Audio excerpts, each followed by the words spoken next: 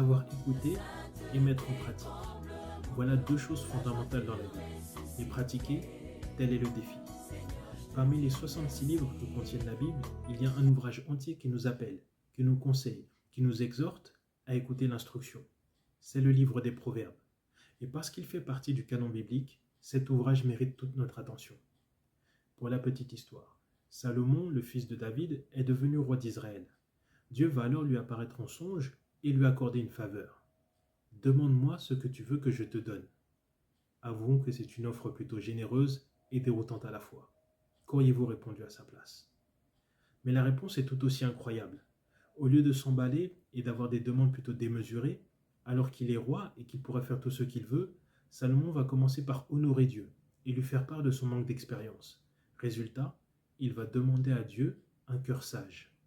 La Bible prend la peine de nous dire que cette demande plut à Dieu, qui va non seulement l'exaucer, mais en plus lui accorder ce qu'il n'a pas demandé, notamment une grande renommée. L'humilité précède la gloire.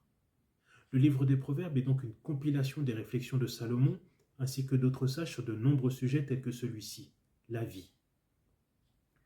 Nous connaissons tous cette phrase qui dit « On n'a qu'une vie, il faut en profiter ». Mais la Bible nous rappelle d'une manière très claire qu'il est important de faire preuve de sagesse dans tous les domaines de notre vie afin de pouvoir apprécier à la lumière de Dieu le temps que nous avons à passer sous le ciel, quelles que soient les circonstances. Car Dieu est le maître des temps et des circonstances. Alors comment? Voilà le programme. Écouter, réfléchir, observer, méditer, mettre en pratique. Le livre des Proverbes nous présente deux personnages auxquels on pourrait s'identifier, le sage et l'insensé. Et croyez-moi, les maximes qui nous sont rapportées valent le détour. La sagesse. Comprendre que tel comportement risque de conduire à telle conséquence. Ça paraît simple dit comme ça, mais dans la réalité. En toute franchise, qui ne s'est jamais dit « J'aurais dû écouter lorsque l'on m'avait averti ». Mais la question que l'on devrait se poser n'est-elle pas plutôt celle-ci? Pourquoi n'ai-je pas voulu écouter la voix de mes maîtres? Pourquoi n'ai-je pas prêté attention, prêté l'oreille à ceux qui m'instruisaient? Mais voilà ce que nous dit également ce livre.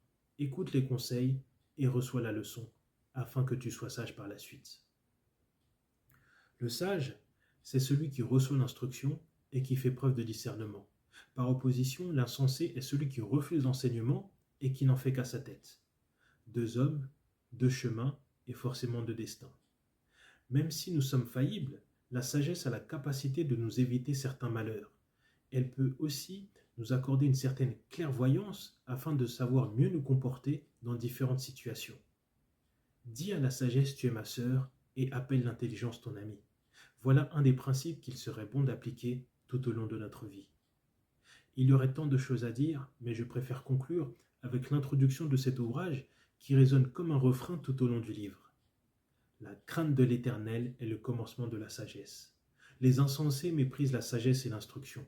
Écoute, mon fils, l'instruction de ton père et ne rejette pas l'enseignement de ta mère, car c'est un gracieux rebond pour ta tête et ce sont des colliers pour ton cou. Que Dieu nous accorde sagesse et intelligence pour notre bien et pour sa gloire.